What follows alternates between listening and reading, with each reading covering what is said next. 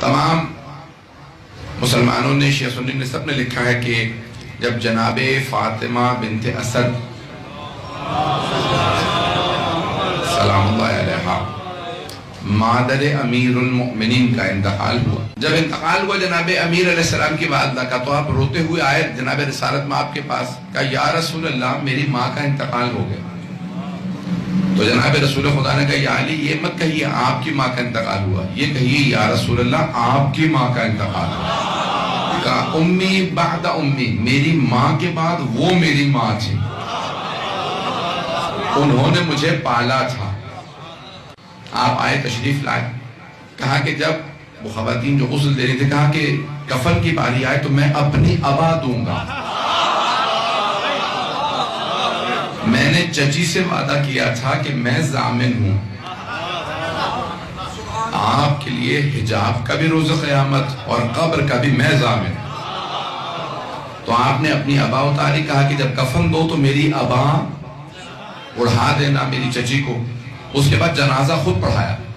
وسائل الشیعہ میں شیخ خر عاملی نے لکھا، ہمارے اہل سنت بھائیوں کے ہاں جنازے کی 4 تکبیرات واجب ہیں، ہمارے یہاں 5 واجب ہیں۔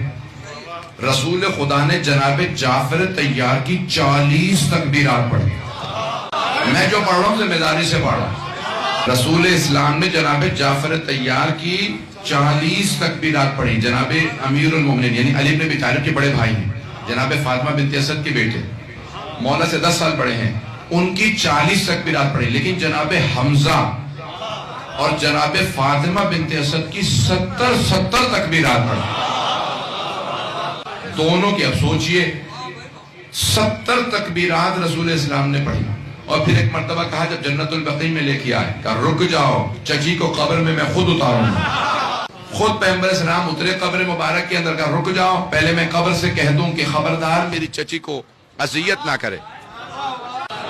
جناب سرور کائنات قبر مطہر میں اترے، جناب فاطمہ بنت اسد کی، اپنے ہاتھ سے پوری قبر مطہر کو ایک مرتبہ مس کیا اور جملہ کہا، اے قبر خبردار میری چچی کو اذیت نہ کرنا، میں محمد تجھ سے حساب لوں گا۔